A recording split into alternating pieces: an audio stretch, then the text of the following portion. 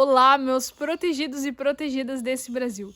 No vídeo de hoje eu queria falar um pouquinho para vocês sobre os hábitos que eu reparei nos clientes que mais têm patrimônio. Olha só que legal. Bom, aqui na Proteger Seus Bens a gente trabalha com constituição de holding, proteção de bens e como fazer você pagar menos impostos através da constituição de holding. Se você não sabe o que é uma holding, entra aqui no nosso canal que tem um vídeo explicando tudinho para você entender 100% do início ao final o que é uma holding, para que ela serve e como ela pode te ajudar. E a holding, basicamente, é um produto voltado para pessoas que têm muitos imóveis, pessoas que têm grandes patrimônios. E é claro que a gente tem patrimônios de todos os tamanhos, desde patrimônios de 700 mil reais até patrimônios de 50, 60 milhões ou até mais elevados ainda do que isso. E aí é interessante que a gente observa alguns comportamentos que são padrão em clientes que têm um patrimônio maior e em clientes que têm um patrimônio menor. Em geral, os clientes que têm um patrimônio menor, e quando a gente fala de patrimônio menor, não necessariamente é um patrimônio pequenininho, né? A gente sabe que, na realidade do Brasil, uma pessoa que tem um patrimônio de R$1 milhão é um patrimônio grande.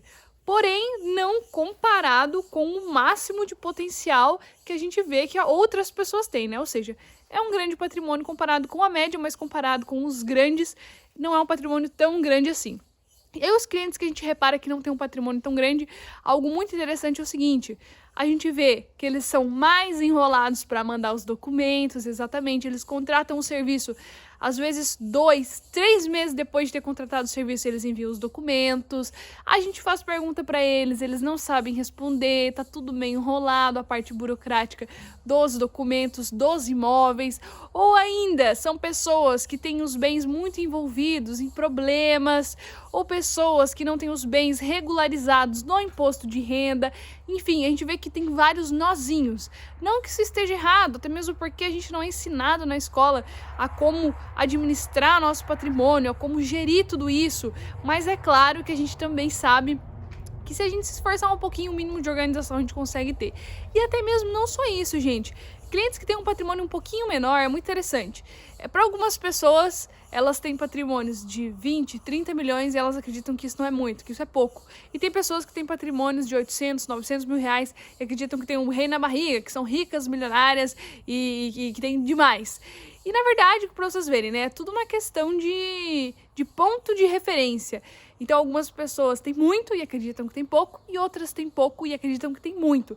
E essas pessoas que geralmente têm pouco e acreditam que tem muito, que é um grande patrimônio, elas tendem também a, às vezes, tratar os funcionários da nossa empresa, quando a gente vai pedir alguma coisa, não respondem fora de horário comercial, ou respondem com alguma certa arrogância quando a gente tenta fazer algum tipo de apressar, né, para enviar os documentos, alguma coisa assim.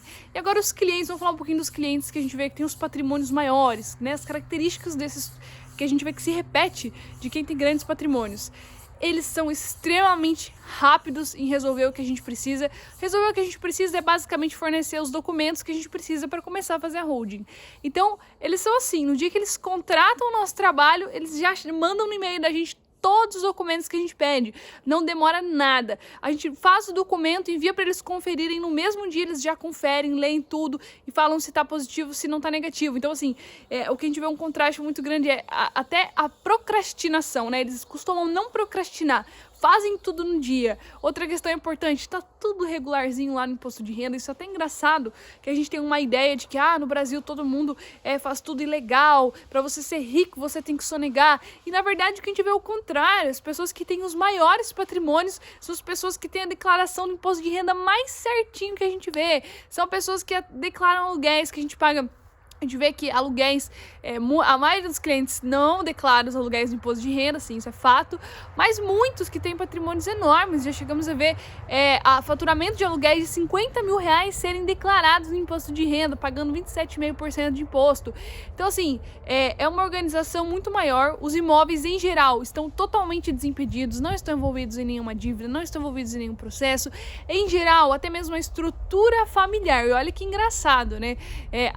Quando a gente fala, assim, às vezes de multimilionários, pode ser que isso não seja uma regra, mas para as pessoas que têm um patrimônio elevado, ou seja, que estão um pouquinho acima da classe média, elas tendem a ter uma organização muito boa no patrimônio.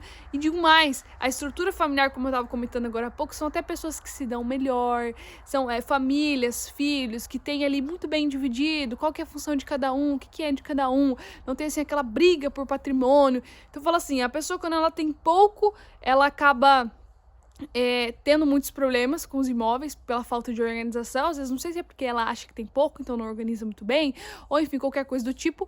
Quem tá ali no médio, né, que seriam esses patrimônios mais elevados que eu falei, eles têm uma organização muito boa, e talvez quem é multimilionário, quem tem muito, quem tem demais, acaba caindo no pecado daquele que tem pouco, acaba também tendo uma organização baixa. Mas isso que eu tô falando que tem muito, que tem demais, aí já são patrimônios aí de 500 milhões, 700 milhões, que a gente já chegou a atender clientes com esse tipo de patrimônio, mas que também tinham uma confusão patrimonial muito grande. Então, clientes assim, com essa média de patrimônio de 30, 40, 50, até 100 milhões em patrimônio, eles têm uma organização muito boa, não tem procrastinação, as relações familiares tendem a ser melhores. E outra questão muito importante, nenhum deles trabalha em uma coisa só. A maioria deles tem vários negócios, são donos de vários negócios. Às vezes começaram a ser dentista, começaram sendo médicos, mas ao longo do tempo foram adquirindo carros para alugar, construindo imóveis, comprando uma lojinha, comprando um mercadinho. Então eles têm várias fontes de renda e não uma só. Então isso é muito interessante, né? Que essa questão de diversificar de onde vem o seu patrimônio, isso é muito interessante, dá muita segurança e faz com que você cresça mais rápido. Então, além de organização, não ter procrastinação, ter uma boa relação familiar, ainda eles têm várias fontes de renda. E mais uma última coisa, sim, repetindo o que eu falei, eles declaram certinho o imposto de renda e, em geral, tem a parte burocrática dos imóveis muito bem estabelecida, cada imóvel no nome de quem deveria estar, todos os procedimentos sendo feitos corretamente. É claro, repetindo, isso não é regra. A gente pega, sim, patrimônios pequenos, que tem uma organização excelente, patrimônios médios, que tem uma organização que não é tão boa assim, patrimônios muito elevados também, que fica entre esses dois. Mas o que eu tô comentando aqui seria o que é a maioria, né? Ou seja, a maioria dos casos, quando são essa faixa etária de patrimônio, é mais ou menos essas características que a gente vê entre os clientes. É bom, é ruim? Eu não sei dizer. Às vezes, por uma falta de orientação, a pessoa acaba sendo desorganizada ou tendo algum tipo de característica quanto ao patrimônio.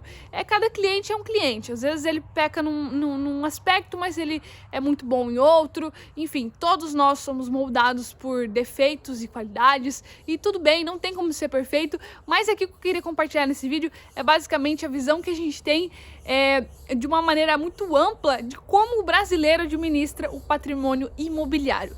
Enfim, pessoal, era isso o vídeo. Esse vídeo não é um vídeo técnico para falar sobre holding, é um vídeo basicamente para falar de aspectos um pouquinho mais, saindo dessa parte de negócios, né? Um aspecto assim um pouquinho mais, como é que eu vou dizer, mais pessoal dessa questão da visão sobre os investimentos imobiliários e sobre a holding. Se ficou